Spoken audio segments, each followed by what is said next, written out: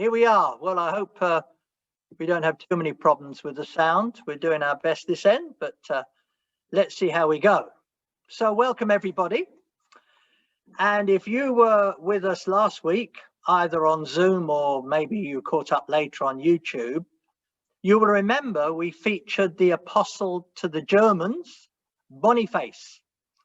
Remember him? He was a man who understood something of the culture he was ministering to, which was very much dominated by a power-fear worldview. If you remember, we looked at the different worldviews. There's guilt and innocence, which is very much part of the West. There is honor shame, which you find quite a lot in Asia. And then power-fear, which is characteristic of particularly tribal groups, many of whom are in sub-Saharan Africa. So he began his ministry with this worldview in mind, somewhat controversially, by smashing down pagan shrines to demonstrate the superior strength and power of the Christian God over the pagan gods and their spirits, which produced much fear among the people.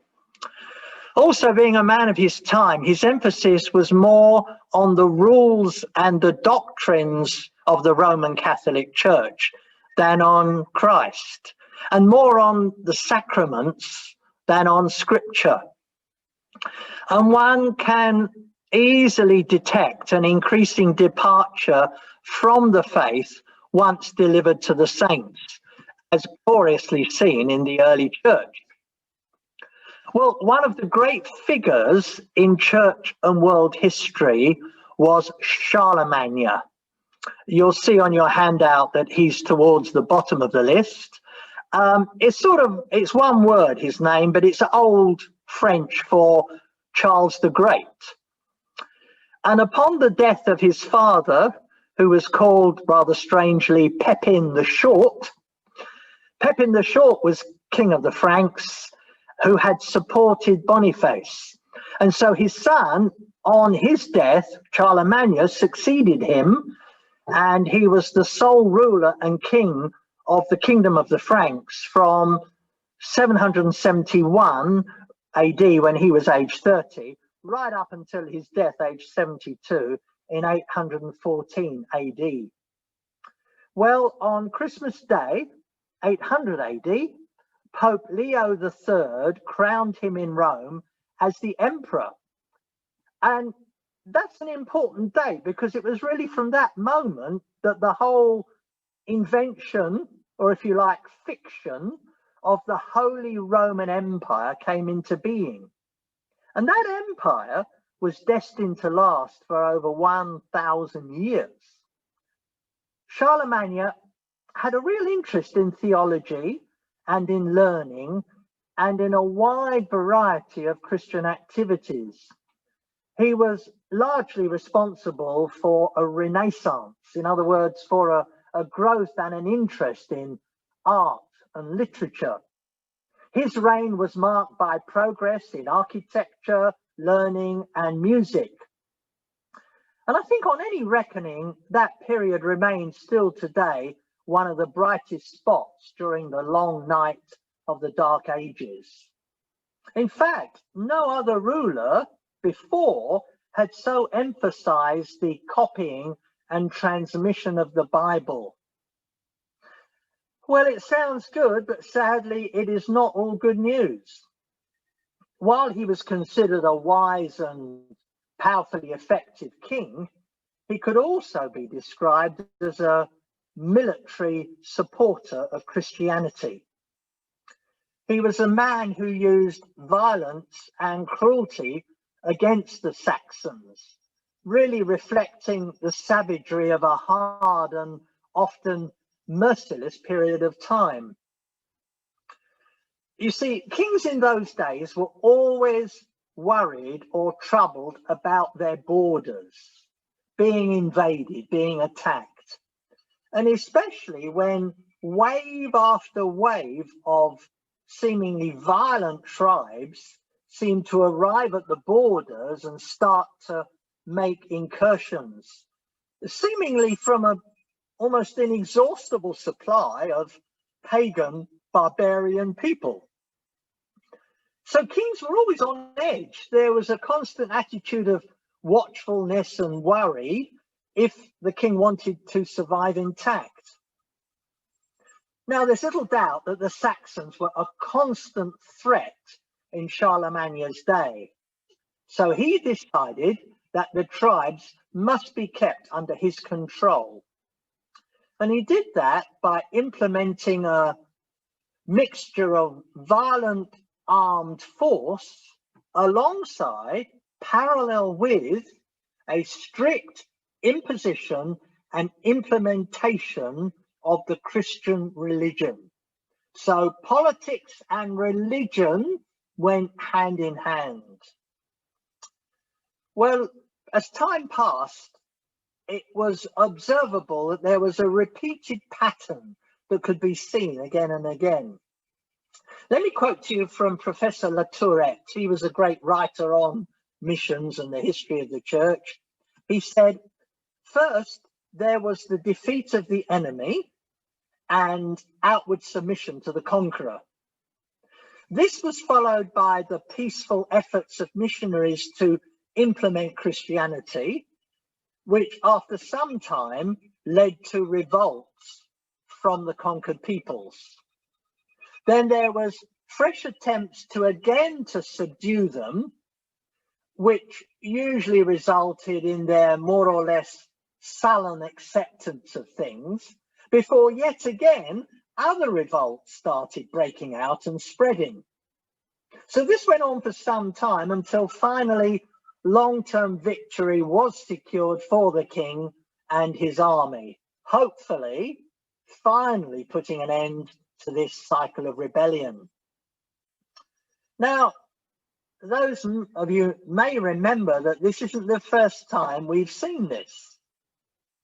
We came across this first when Constantine adopted a similar approach 500 years earlier as he sought to extend the Roman Empire.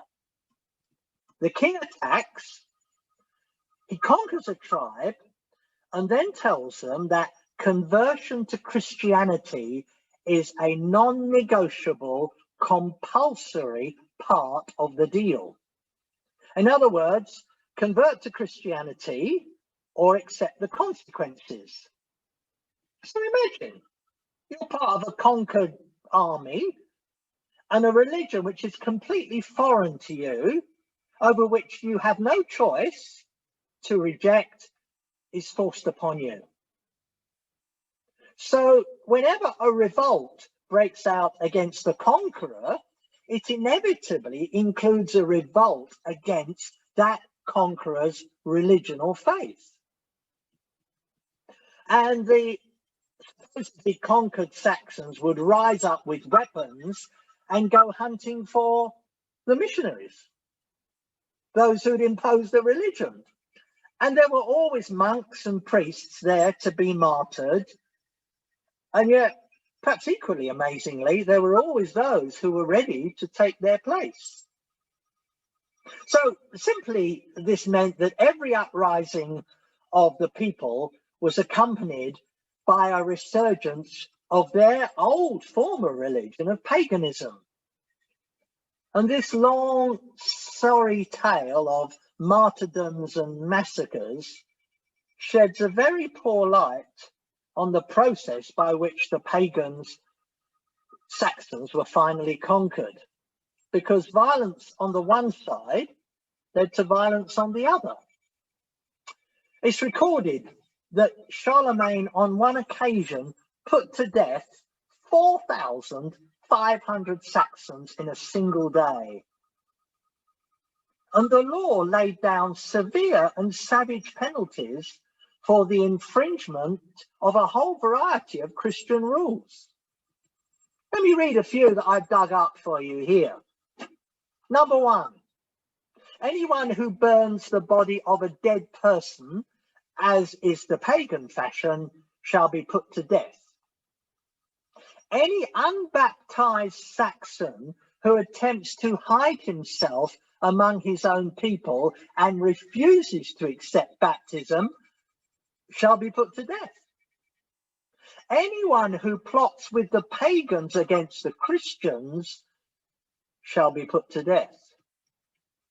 So note the violent, compulsory nature of the imposition of faith that Saxons had to endure.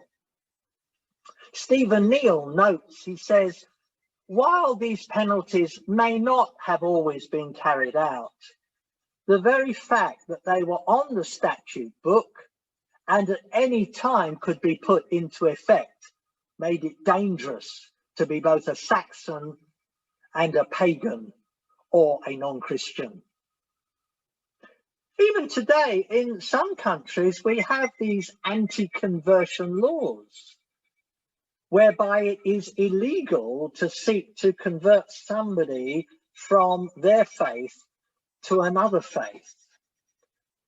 But that's based on a total misunderstanding of conversion. True Christian conversion is a voluntary, free act of the individual responding to the message which the work of God is working in their heart. I've never converted anybody, nor have you. It reminds me actually of when I was a primary school teacher. I had a little Christian club, and one day a girl came from another class to see me during lunchtime. I can still see her now coming up to me, and she said, "Mr. Bolton, is it true that you can turn people into Christians?" Completely not understanding the nature of what Christianity is. Well, the net result of all this was that Charlemagne brought nominal Catholic Christianity to vast portions of Europe. His own morality must have raised a few eyebrows, as he had 18 children from somewhere between 8 to 10 wives and concubines. It was said that only 4 of his grandchildren were not illegitimate. Well, before we leave Charlemagne, Stephen Neal notes that although this was not a time in the church's history that is particularly well known for either holiness or heroism, nonetheless, there always seemed to be men and women who were willing to take the place of those who'd fallen at the hands of the rebellious Saxons.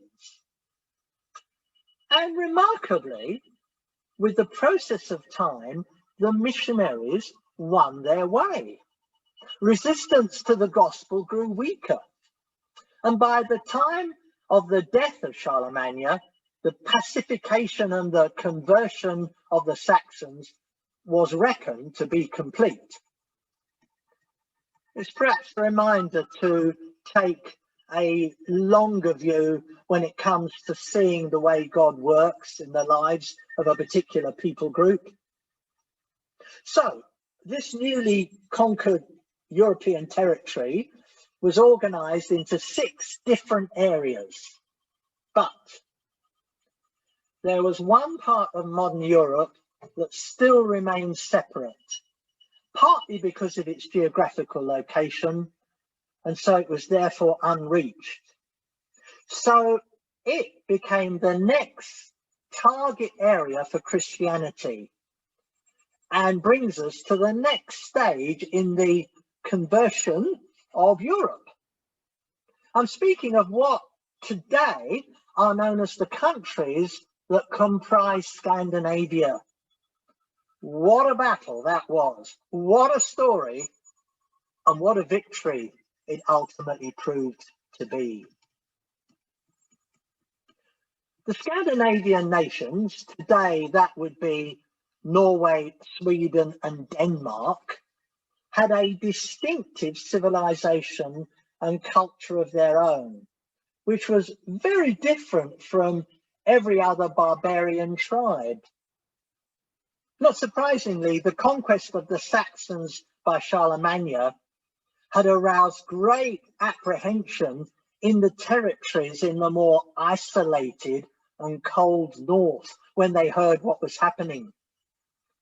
After Charlemagne, there was a semi-darkness in Europe, and the Vikings were apprehensive The Danes, being nearest to the danger, took the most active steps to counteract it, and in 810 AD they built an immense wall and seemed ready to shut off all influences which might approach them from the south. So there's nothing new, is there, in building walls between nations to keep the nations separate? They also probably feared revenge from the south for all the damage they'd done there. Because believe it or not, the attacks by the Goths, the Visigoths, and the Vandals that brought down the Roman Empire were mild in comparison to the later raids by the Vikings. Ruth Tucker tells us about that in her book From Jerusalem to Irian Jaya. While the barbarians seem to have at least some knowledge, the Vikings were neither civilized nor Christians. In fact, they were a menace to peace. They were the scourge of England and the continent. Their raids on monasteries and on churches in Ireland and Scotland were so devastating that they threatened to terminate the missionary outreach of the English church. Viking attacks were a severe blow to both the Roman and the Celtic churches. The Irish volcano that had poured out a passionate fire of evangelism following the lead and the example of St. Patrick and his successors had, after 3 centuries, cooled almost to extinction, while the Vikings constantly brought waste and destruction, not new life and hope. They were considered and evangelized pagan savages without any real moral conscience. The Vikings were the fearsome men of the sea. I'm sure you've seen depictions of this, with their long, large, strong boats, these tall, strong men standing up, wearing helmets, sometimes with horns on each side. And their approach struck terror, especially into the inhabitants who lived near the coast of Scotland and Ireland. It's recorded that they attacked Iona and Lindisfarne 12 times. Now, while these island sanctuaries were used for missionary training, they were safe from the land, but they were not safe from the sea. So as they came down from the north in these boats, these Vikings slaughtered some of them and sold off others as slaves. Each time they came, they didn't just destroy people, they also burned down church buildings. It seems they were attracted like magnets to the centers of scholarship and devotion. Why? Well, in part because of the opulence they had, which was like a spiritual parasite. It had become part and parcel of the possessions and belongings of the religious buildings and their hierarchical leaders. And I think it's fair to say, in some ways, when we look back, we can see that the Vikings were used to cleanse and purify the church. This is the incredible story behind the story. The destruction of the monasteries did not erase the gospel witness. You see, when Christians didn't reach out to the pagans, which they didn't do in the case of the Vikings, the pagans came to where they were. And the phenomenal power of Christianity is shown when the pagan Vikings were conquered by the faith of their captives. Now, what do I mean by that? Well, the monks were captured and they were sold as slaves, and the Christian girls who were taken back to what is modern day Scandinavia. They were forced to be the wives and mistresses of the Vikings. And yet it was their lives, it was their witness that eventually won these savages from the north. It's truly remarkable to me that Scandinavia was saved not by organized evangelism, but through the witnesses of those they had captured. That's the power of the gospel. And I'm reminded of the story in 2 Kings 5. Do you remember there? That young captured Jewish girl. She was serving the wife of the commander of the Syrian army called Naaman, a much admired and respected leader, but with a serious medical problem. He had leprosy. And this little innocent Jewish girl was brave enough to say to Naaman's wife, if my master would meet and see the prophet back home in Israel, he would cure him. And that's what happened. Through the witness of this unknown girl, Naaman was cured of his leprosy and came into an understanding of the power of the Lord God of Israel. Even today, there are many young, mainly Asian maids serving as nannies or as domestic workers in the houses of wealthy Arabic leaders. And I could tell you many stories of how God has used their witness in an incredible way amongst these Muslim leaders. Well, having said all that, there is no doubt that the Viking attacks were a devastating blow to the stability of both Celtic and Roman traditions in the British Isles. It was the destruction of biblical manuscripts along with the monasteries and churches that had a negative effect on missions. In fact, many of Charlemagne's own manuscripts of the ancient world were burned and destroyed. However, there is also little doubt that there was an even greater deterrent to effective evangelism during the Middle Ages. And we talked about this before. The church leadership during much of the medieval period was in a very sad state of affairs.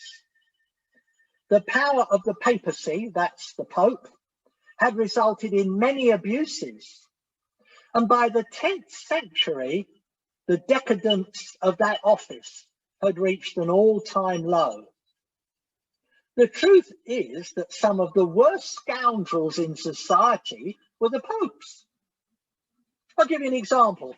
Pope Stephen IV, who died in 722, brought his deceased predecessor to trial, propping up his corpse in a chair to face the synod, that's the ruling council of the church. Pope Stephen himself was thrown into prison after serving less than a year and was then murdered on the orders of a Catholic opponent. Other popes openly committed immoral and criminal acts while in office.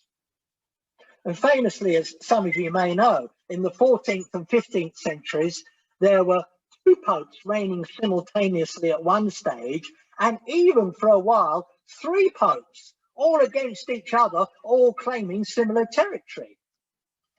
I mean, this did nothing to improve the image of the office or the spirituality of the church leadership. This political form of Christianity was far too preoccupied with other matters to be bothered with missions. Well, in terms of Roman Catholic missions to Scandinavia, one person is worth noting. He was called Ansgar. And if you have your hand out, you'll see I mentioned him towards the bottom of the sheet. Now, in Mainz, which was in Germany, there was an exiled royal prince. Prince Harold of Denmark. And in 826, there in Germany, he was baptized along with his wife and 400 followers. This opened the way for the emperor to send missionaries to begin some evangelistic work in Scandinavia, principally starting in Denmark. However, and I keep having to say however, the mixed motives for this baptism should not be ignored. Harold asked for baptism simply because he hoped he might obtain some military aid from the Franks. Thus, these mass baptisms were more or less devoid of any spiritual significance or any personal commitment. The then Emperor, Louis, chose Ansgar to accompany Harold. Now, Ansgar was born in Picardy in France and was educated in a monastery from the age of 5. And he's often referred to as the Apostle of the North, in the same way that Boniface was often referred to as the Apostle to the Germans. Ansgar was a mystic who experienced dreams and visions and who looked for a martyr's crown. So he gladly accepted this dangerous new assignment with eagerness, having been summoned to begin work following these so-called mass conversions. But hope of converting the Danes soon dimmed when political and military weakness of the exiled prince, this wannabe King Harold, became apparent. In fact, in less than 3 years, Ansgar was expelled from Denmark, as unusually was the wannabe King Harold himself.